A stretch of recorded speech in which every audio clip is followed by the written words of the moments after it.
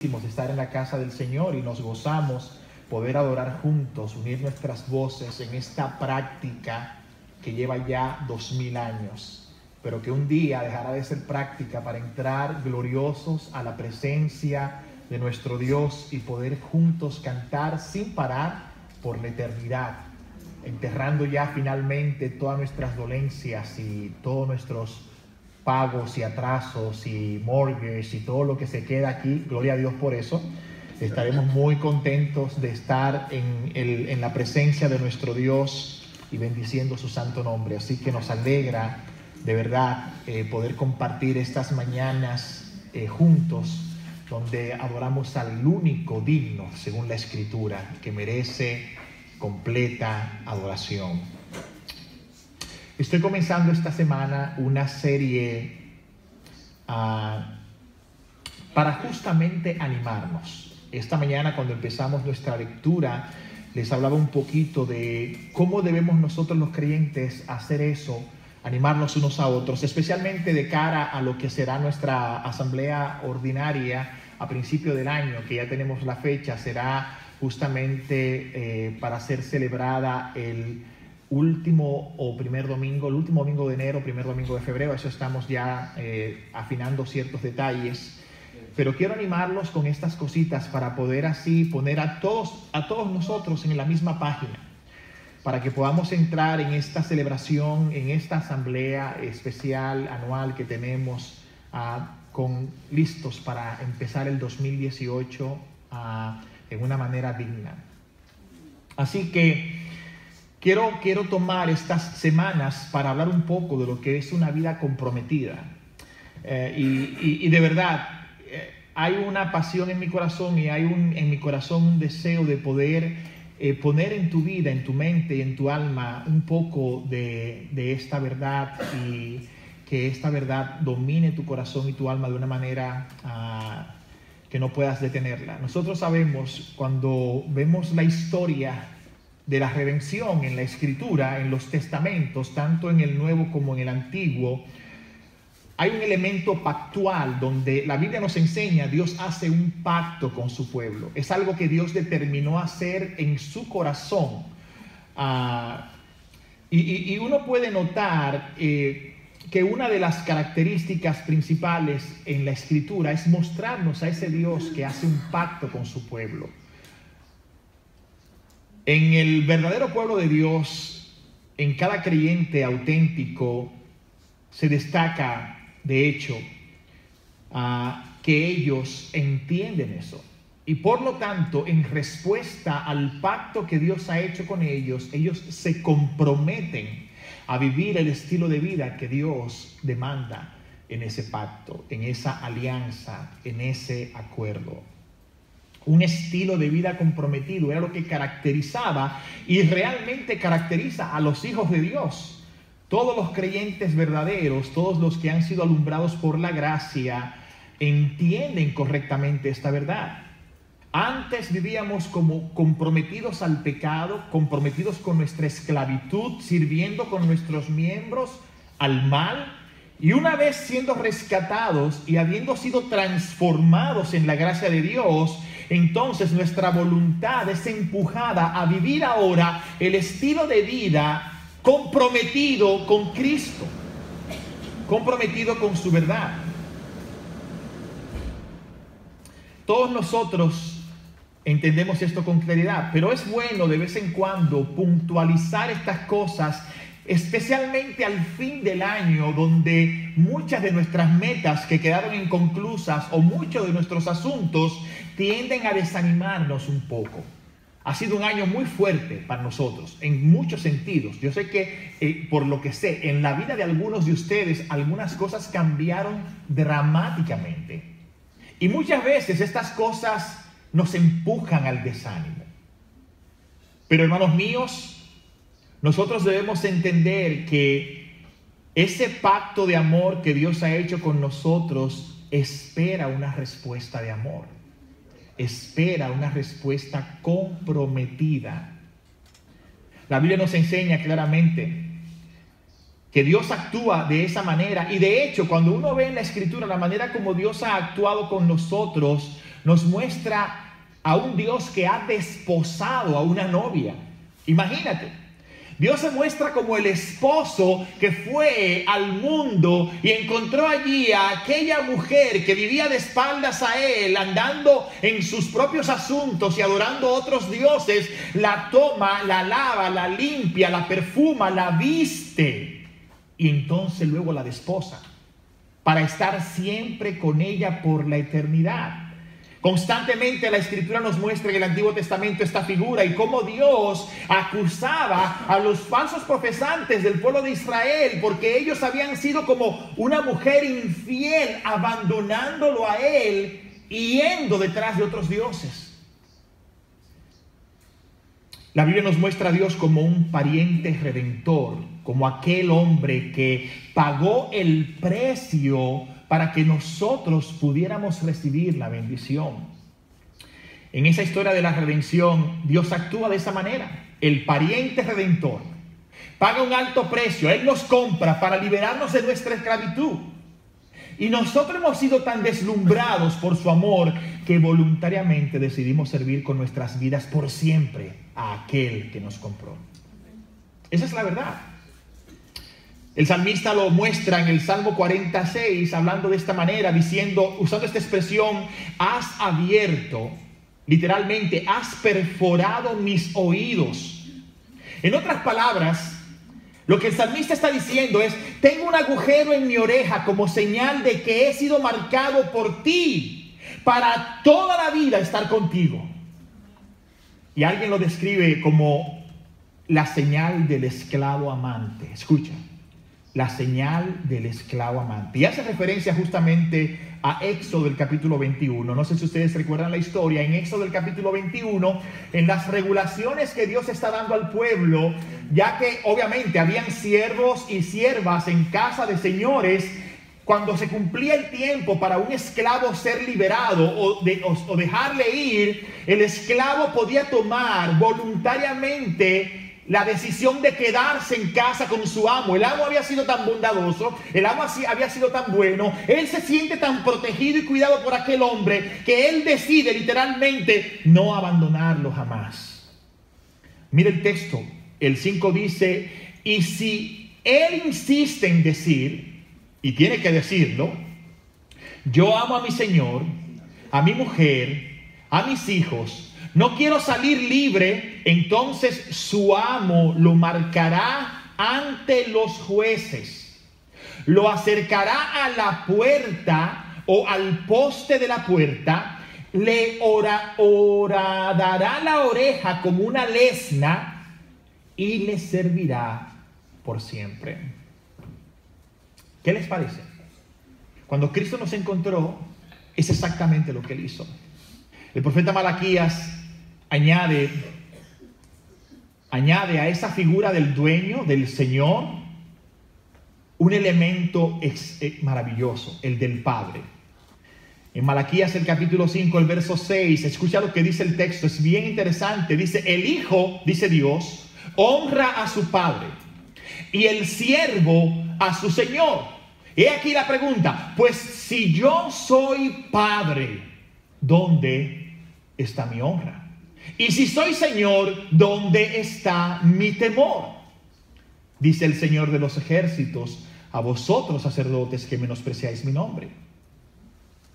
Así que es claro que en esta relación con Dios, en este pacto de amor, donde Dios nos trata como a esa novia maravillosa, como a ese siervo que le ama por siempre, Él como el Señor, nosotros viéndolo a Él como Padre, entendemos que hay un compromiso en esta relación.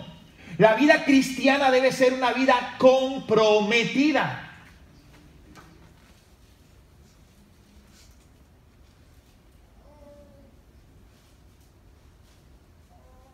De igual manera, la historia de la redención en el Nuevo Testamento nos muestra a Cristo mismo en su más alta expresión, en Él el valor del compromiso. De hecho, el salmo que leímos, el Salmo 46, es un salmo mesiánico, está hablando de cómo Cristo se vería a sí mismo como el siervo sufriente y obediente de Dios. De tal manera que el Señor, su Dios, su Padre, tenía el control de todas las cosas. Y Cristo lo dijo constantemente. Juan 6:38, he descendido del cielo no para hacer mi voluntad, sino la voluntad del que me envió. Juan 5:30, dice, yo no puedo hacer nada por iniciativa mía. Como oigo, juzgo, y mi juicio es justo, porque no busco como siervo mi voluntad, sino la voluntad del que me envió. Esa es una vida comprometida.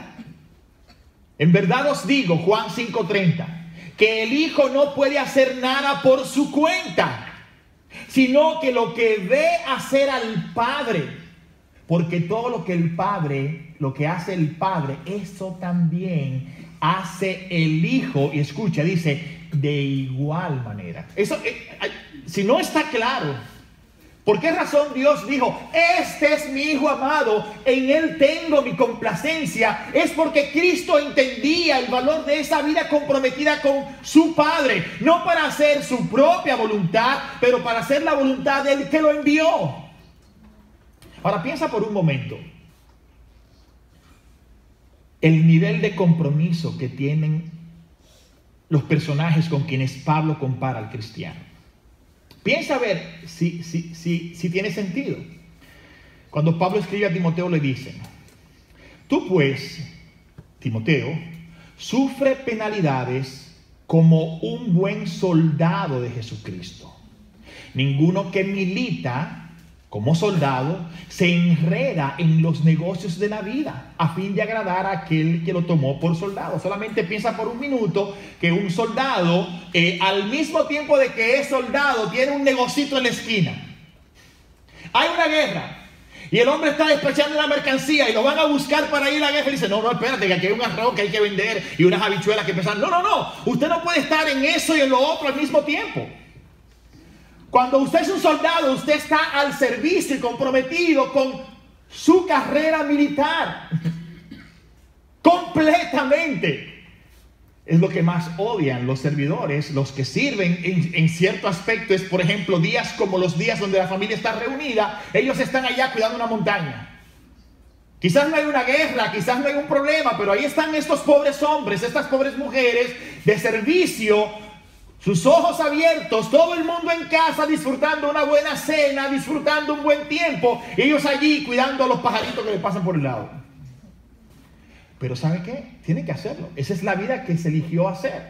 Hay un compromiso serio. Mira también la otra parte de Pablo cuando dice, y también el que lucha como atleta no es coronado, sino lucha legítimamente. ¿Qué nivel de compromiso tienen los atletas? Los atletas de alto rendimiento. El labrador, para participar de los frutos, debe trabajar primero. Así que aquí están las tres palabras claves en esta vida comprometida que Pablo compara con estos personajes. El primero sufre, el segundo lucha y el tercero trabaja. Ahora dime si eso no es compromiso. Sí, hay un resultado, por supuesto, porque el mismo pasaje nos dice, el primero agrada, el segundo recibe el premio y el tercero participa de los frutos. Pero todo esto es a posteriori. Antes tenía que haber un compromiso. Yo quiero una buena cosecha, pero si yo no me paro a preparar el campo, si yo no me paro a echar la hierba afuera, a arar la tierra, a mojarla, a cuidarla, no voy a tener un buen resultado. Hombres y mujeres que son creyentes, pero son descuidados en su fe, se debilitan. Entonces preguntan, ¿por qué razón me debilito espiritualmente? Te debilitas espiritualmente porque tu nivel de compromiso ha bajado. Tú no puedes obtener un buen resultado como un atleta que sabe que tiene que correr la maratón, que son 40 y punto de kilómetros, y entonces en vez de estar entrenando rutinariamente con una meta clara, está sentado en su casa viendo la novela.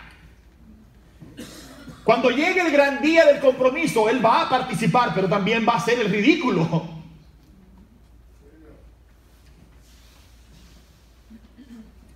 Entonces, ¿qué ha pasado? Es la pregunta, y ese es mi primer punto. La pregunta es, ¿y qué ha pasado? ¿Entienden los cristianos de esta generación el valor del compromiso? ¿Por qué hay como nunca, hoy como nunca, el compromiso fuerte, evidente, decidido, se ha diluido hasta niveles extraordinariamente bajos? A mí me encanta Jacob como personaje. Obviamente hay una mala interpretación con Jacob cuando lo comparamos con Esaú, porque así como el ladrón bueno famoso, que no sé dónde está, y el ladrón malo de la cruz, la gente ve a Jacob como el buen hijo. No, no, no. Ni Jacob ni Esaú eran buenos hijos. Ambos eran pecadores terribles y Jacob era más vivo que Esaú, pero no era mejor. Pero una cosa interesante de Jacob en su experiencia mientras fue un inmigrante en otra tierra es que cuando él se enamoró de aquella mujer que lo deslumbró, les robó el corazón, él hizo un trato con su padre para trabajar por ella por 7 años. ¿Recuerdan la historia? ¿Quién aquí ha trabajado 7 años por su mujer? Ninguno de los que estamos aquí. Uno después que se casa tiene que trabajar la vida entera, pero para conseguirla 7 años nadie lo ha hecho. Ahora, esto es lo interesante de la historia, que cuando llegó el día de la boda, después de haberse bebido unas cuantas copas y esa noche no había luna nueva y trajeron a aquella mujer envuelta en una de esas vestimentas típicas de esa región, y entonces se la entregaron y el hombre dijo, bueno, aquí está la mujer después de 7 años, aquí no hay que preguntar mucho, Al día siguiente, cuando la luz del sol salió, se dio cuenta que le habían dado a la hermana, no a la que él quería.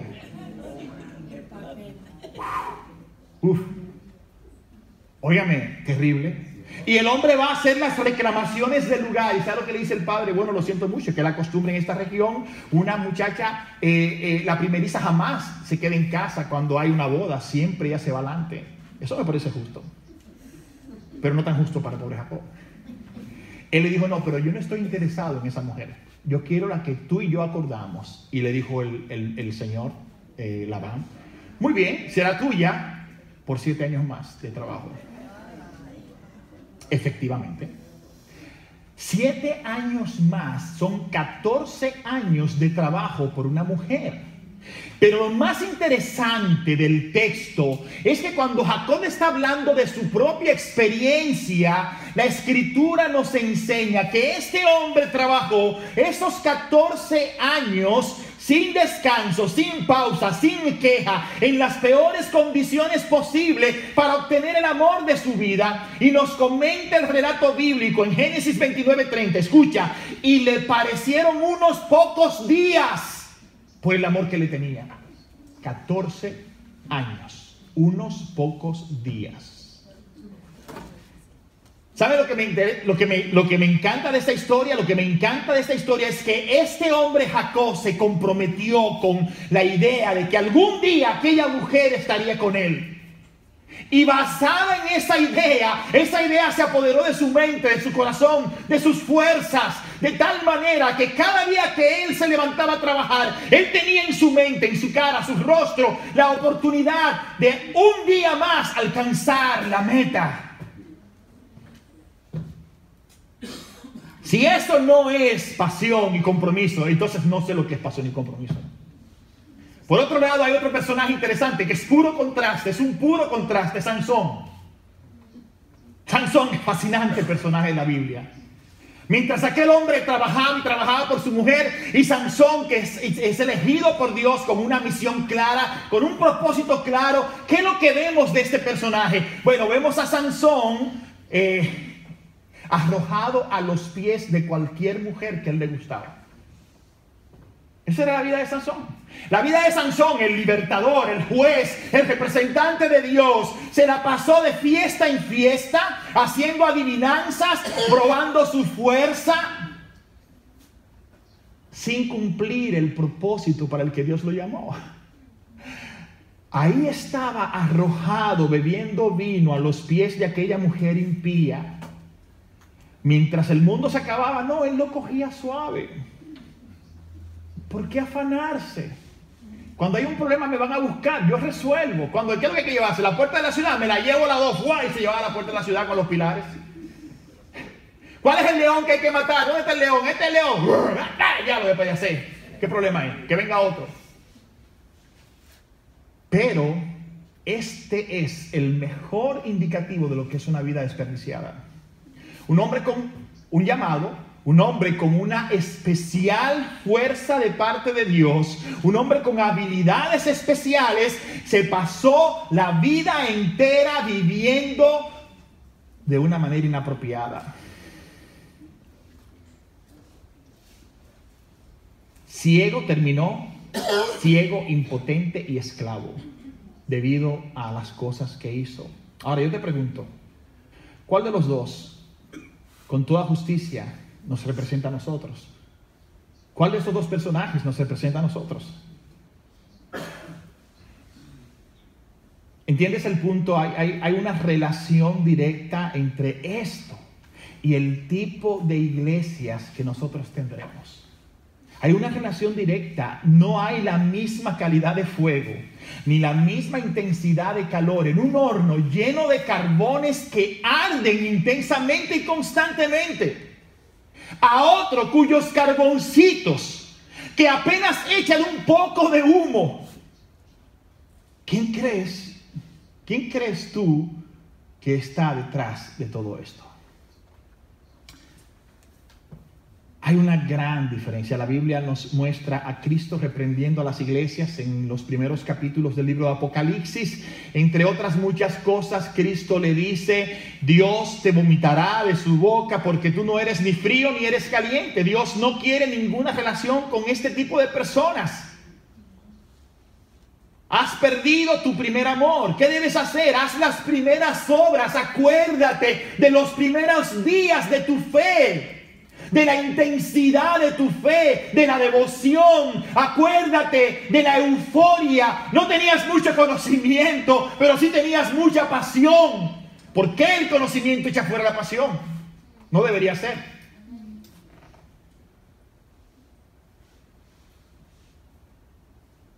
Ahora imagínate que este tipo de inconducta tenga sus defensores teológicos. Y es ahí donde está la cosa. Claro, nosotros decimos, ¿qué le ha pasado a la iglesia en estos años? ¿Qué le ha pasado a la iglesia? Nosotros que somos hispanos, latinos, venimos de iglesia que la vida de uno gira totalmente alrededor de las iglesias. A veces en demasía, y digo en demasía porque todos los días hay algo que hacer. Todos los días está en alguna cosa. Todos los días, el culto de damas, los lunes, el martes el estudio bíblico, el miércoles en la calle, el jueves la oración, o en los hogares, el sábado, el viernes, oración, el sábado los jóvenes, el domingo en la mañana y en la tarde y el ensayo al mediodía. Y uno pregunta, ¿y para qué queda espacio para la familia? No, no lo hay. Realmente todo gira alrededor de la iglesia. Entonces llegamos a este hermoso país, este sueño americano, que debe ser porque todo el mundo anda con sueño de tanto trabajar. El saludo típico de la mañana: ¿cómo estás? ¿Pero dormiste bien? Aunque sé de algunos que dicen que no duermen, pero se pueden escuchar los ronquidos. Algo está pasando por ahí. El ensueño americano. Ahora imagínate que este tipo de inconducta tenga sus defensores teológicos. Y ese es el gran problema.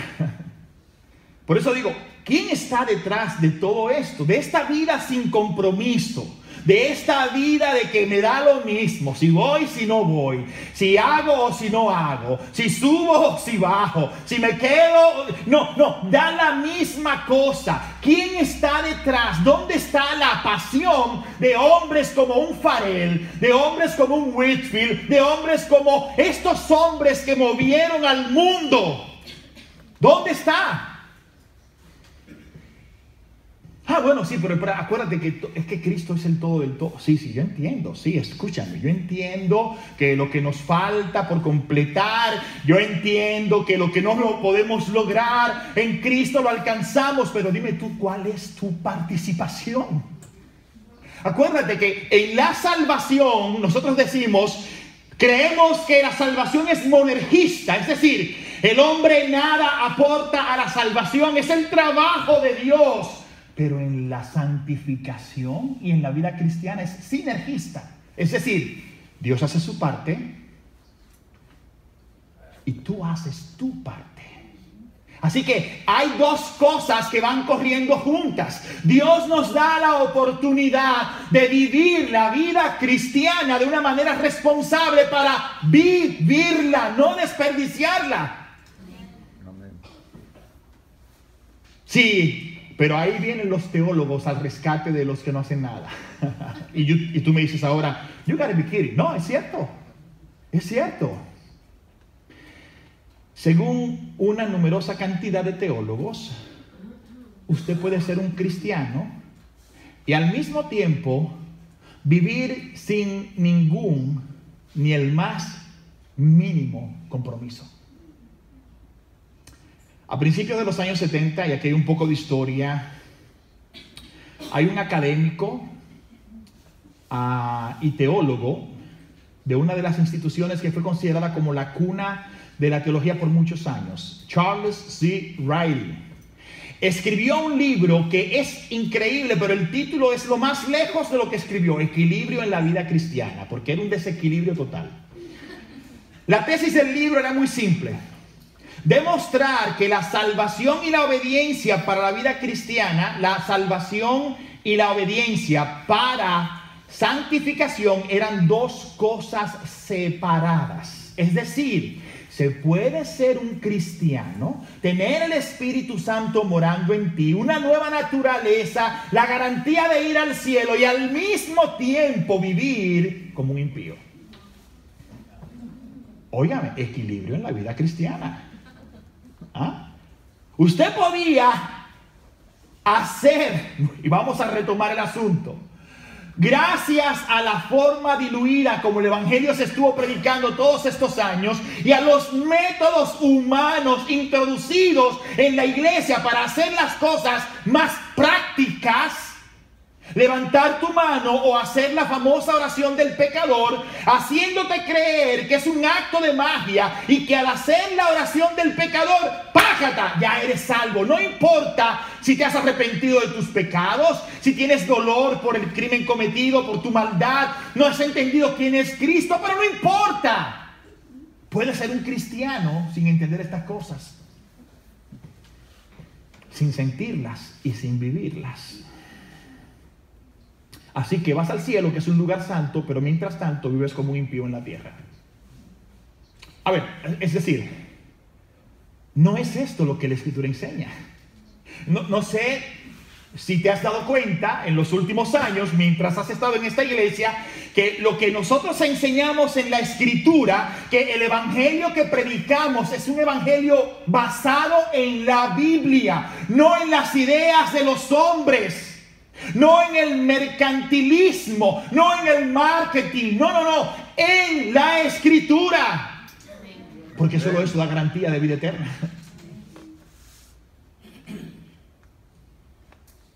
Así que nuestro querido amigo que enseñó estas cosas,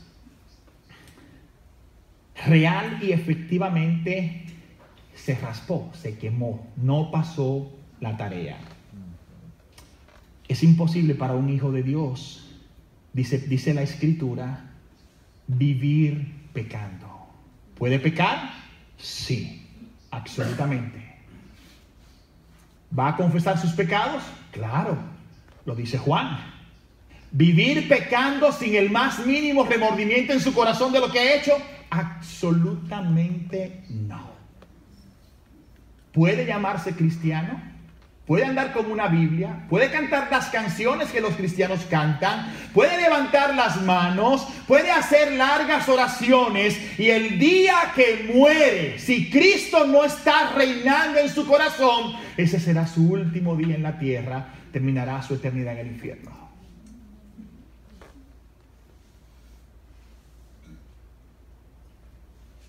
El Evangelio dice que exige como un elemento esencial de su contenido. Escucha, eso es lo que la Biblia enseña. El Evangelio exige como un elemento esencial de su contenido el compromiso a la santificación.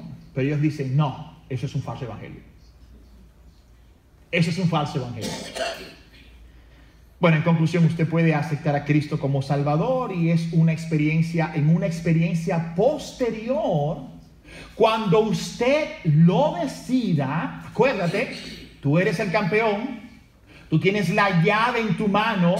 Cuando Cristo toca la puerta de tu corazón, tú decides si lo dejas entrar o no. Y eres un caballero. Sí, ese es el cuentecito que nos cuentan. Parece una historia de Camelot. Mira, hermano mío, cuando Dios va a entrar por un lugar, Él no necesita permiso en absoluto. Amén. No necesita pedir permiso, porque Él es tan sabio que mire, y eso es lo que Dios hace, que es extremadamente sabio. Es que cuando Él decide entrar en un corazón, Él habla con el dueño de la casa para que lo abra voluntariamente la puerta. Él no está ahí que, como la foto, ¿no? El aguacero ahí, el pobre Cristo allá afuera esperando a ver si le abren la puerta. No, olvídense de eso. Pero ellos dicen, sí, usted puede ser un cristiano. Y luego, con el paso del tiempo, cuando tú madures, entonces tú puedes pedirle a Cristo que Él sea tu Señor. Esta macabra mentira, tristemente, fue difundida por el mundo cristiano, por otro personaje, en las notas explicativas que fueron añadidas a la Biblia y de la autoría de un abogado neoyorquino de una reputación dudosa llamado Ciro Scofield, y que no tenía una educación teológica formal. Lamentablemente, esta fue la Biblia que más se difundió en Hispanoamérica. Y yo le digo personalmente que cuando hablaba con algunos creyentes hace algunos años, ellos juraban que tal cosa estaba en la Biblia porque lo habían leído en ella, en las notas de Scofield. Ahora, mi pregunta es, ¿qué consecuencias tuvo esto? Obviamente, bajo esta falsa premisa de este falso evangelio, las iglesias se llenaron de profesantes que no sentían ninguna incomodidad en su vida con el pecado. Todo se basaba en que un día hicieron una decisión, su falta de compromiso, y se justificaban a sí mismos como: lo que pasa es que yo soy un cristiano carnal. Ese es el asunto. Yo soy cristiano, pero todavía estoy dominado por la carne. Amados míos, para la Biblia y para nosotros eso es inaceptable. Eso no tiene sentido. Cuando tú estudias el libro de los Hechos, y esta es aquí la historia de la iglesia primitiva, escucha bien porque eso es muy interesante. Acuérdate que cuando Cristo sube al cielo y envía a los apóstoles a hacer esa maravillosa obra de ir por todo el mundo y predicar el evangelio, es decir, ellos iban a hacer eso. Y exactamente el libro de los Hechos nos revela cómo sucedió eso. Sucedió por un lado ellos haciéndolo voluntariamente, y sucedió por otro lado Dios ayudándolo un poco con persecuciones. Pero fíjate, cuando tú estudias el libro de los Hechos, tú vas a encontrar que las referencias a Cristo como Salvador son apenas dos veces. Sin embargo, las referencias a Cristo como Señor aparecen 92 veces. Ahora tú te preguntas, ¿y cómo es que tuvieron un resultado tan grande si nunca mencionaron a Cristo como Señor, como Salvador? Bueno, porque el Evangelio nos muestra que ese Salvador es el Señor. Amén. ¿Entiende? Es decir, en otras palabras, ciertamente el contenido del mensaje evangélico que se predicaba estaba clarísimo, que había que recibir a Cristo como Señor para ser Salvador. No se monte que usted no va.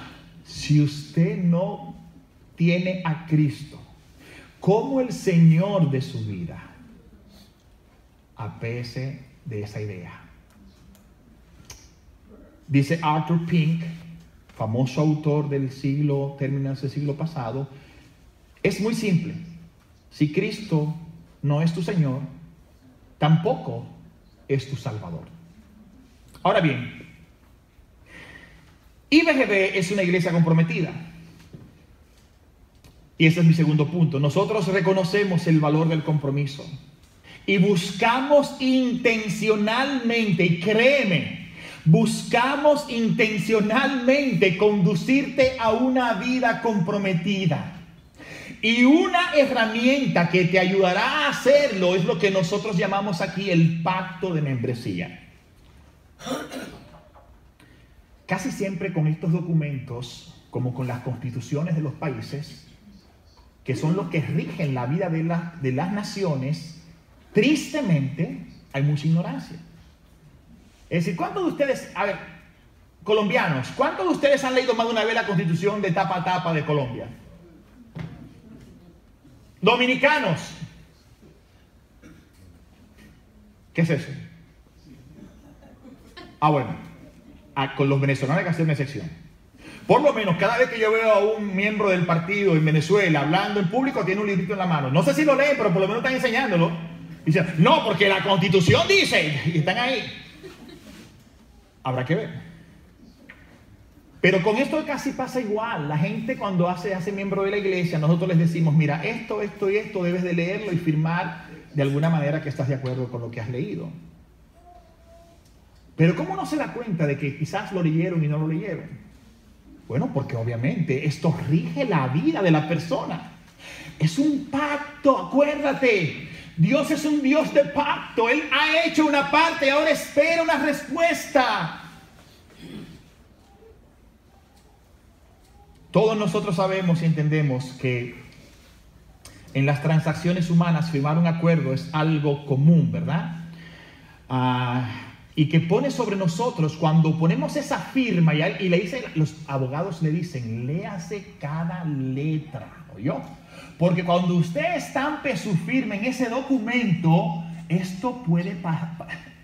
Usted no se imagina lo que la gente ha firmado sin leer. Usted no se imagina, lea la letra pequeña porque el diablo está en los detalles, le dicen a uno. Y es verdad. Así que cuando uno estampa su firma en un documento, hermanos míos, uno está depositando su compromiso sobre ese asunto. Y esto pone una carga en nuestras vidas. El matrimonio, por ejemplo. Yo me la llevo y firmo. No. Usted no sé que se la lleve y el firmo ahorita. No. Firme aquí. Eso de que como ahora y pago de... No, usted firma aquí primero y luego se va. Eso no es... y ahí tenemos, firmamos nuestras firmas. Con un poco de temblor, pero ahí estamos firmando nuestras firmas, ¿no? El carro que usted compró. Eso pague ahora, lléveselo y pague. Eso es mentira, hermano. Cuando usted llega allá, le busca la manera. Usted firma un papel ahí, le dan su carrito, se lo lleva. Y es con todo, mire, con el matrimonio, la casa, el carro, la universidad, el trabajo. Usted entra a trabajar en una compañía y lo primero que... Mira, aquí en esta compañía, estas son las reglas. Usted no dice, bueno, hoy es lunes, me voy a quedar en mi casa hoy. El lunes, ¿quién va a trabajar los lunes? Hágalo 2 veces para que usted vea. Que el tercer lunes va a decir, no, sigue en su casa. Sigue en su casa tranquilo, ya no necesitamos más. Una de las costumbres para mí más llamativas en el Antiguo Testamento era que cuando se hacía un pacto las personas intercambiaban sus zapatos. Yo no quisiera intercambiar zapatos con alguno de ustedes, pero en el pasado era muy común que cuando se firmaba un pacto, yo, que estaba de acuerdo, le daba un zapato a mi amigo y mi amigo me daba su zapato a mí. Y uno dice, ¿qué sentido tiene eso? Bueno, hermanos, recuérdate, todo lo que tú eres descansa sobre tus zapatos. ¿Verdad? ¿Sabes lo que está diciendo esta costumbre? Que cuando una persona entregaba un zapato, estaba diciendo, yo me comprometo de cuerpo entero a cumplir con este pacto.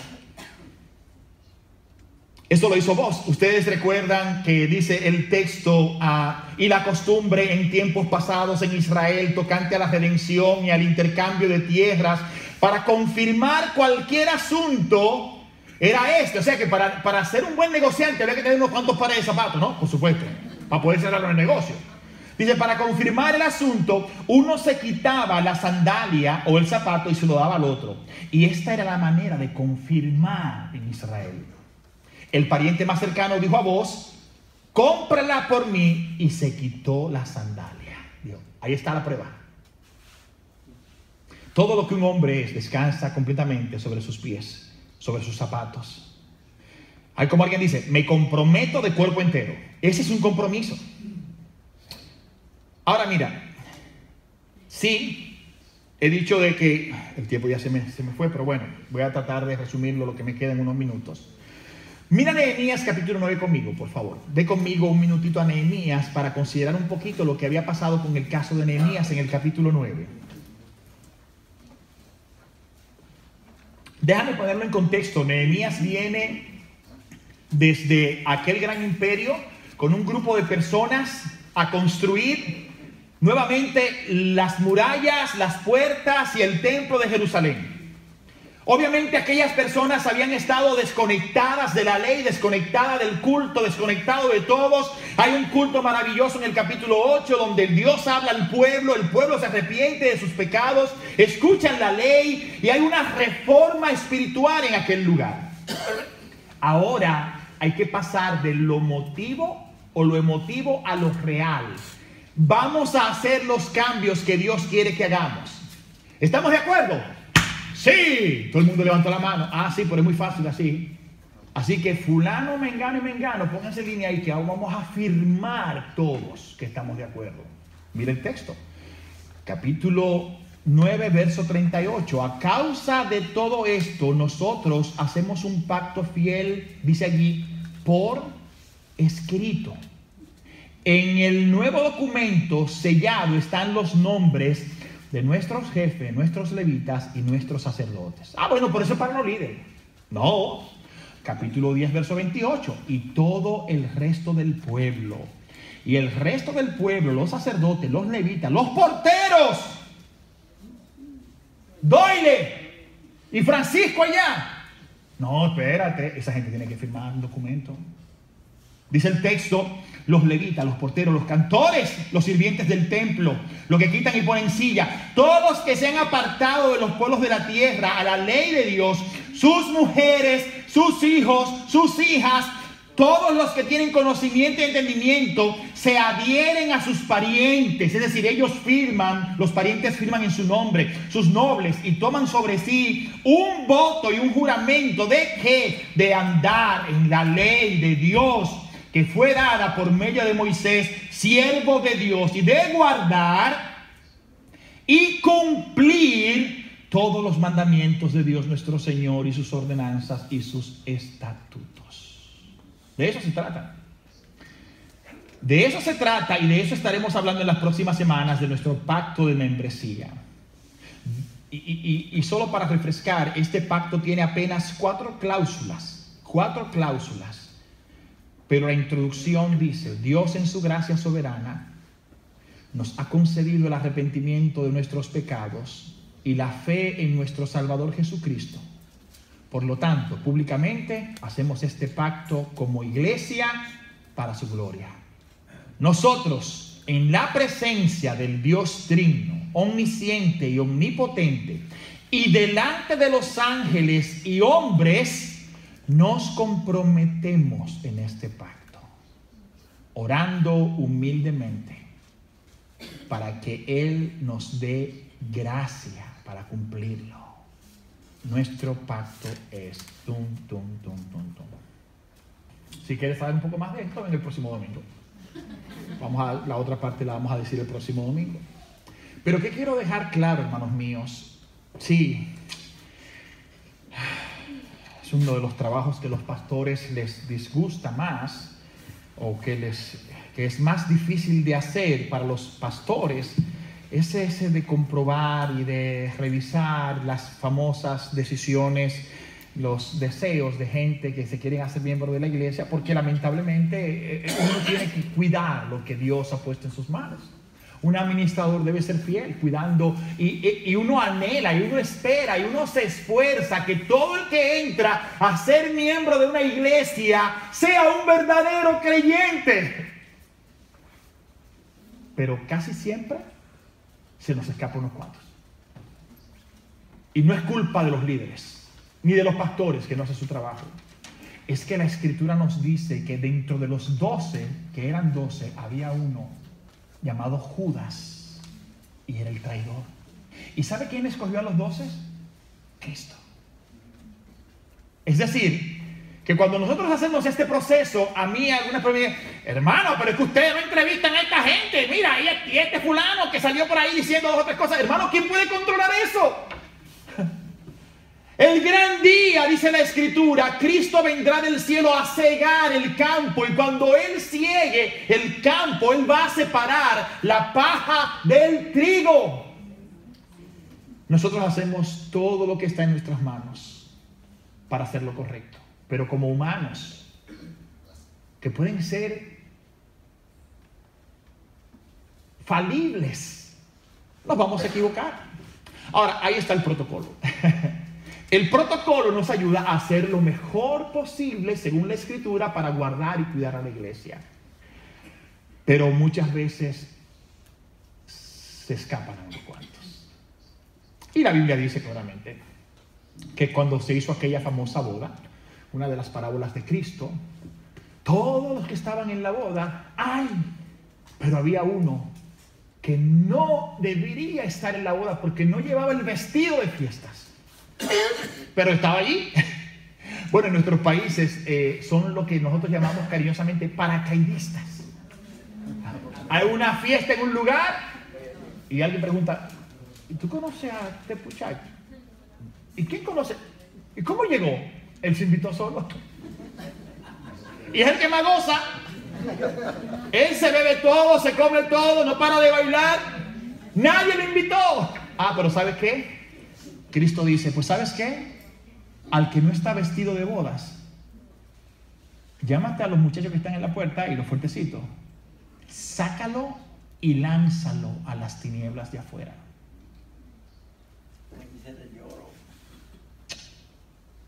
Y dice la Escritura, exacto, ahí será el lloro y el crujir de dientes. Que el Señor nos ayude, hermanos míos, que el Señor nos bendiga, nos anime. Tome estos días no solo para alimentar la barriga, tome estos días para alimentar el alma. Tome estos días para leer, para compartir, para animarse espiritualmente. No se deje embobar con todas las cosas que van a pasar en estas semanas. No descuide su devocional, no descuide la vida con sus hijos y la enseñanza de la palabra a sus hijos. Concéntrese, enfóquese en las cosas que tienen valor eterno. No se vuelva loco pensando que esta es la última Navidad que usted va a vivir y que hay que comprarlo todo. Porque cuando enero llegue, sus amigos, los acreedores, le van a recordar cuánto usted gastó. Y en mi país, en el campo, los campesinos dicen, punta de lápiz no mata a nadie, pero vuelve loco a cualquiera. O sea, los acreedores tienen esa capacidad de enloquecer a los que le quieren cobrar. Vamos a orar.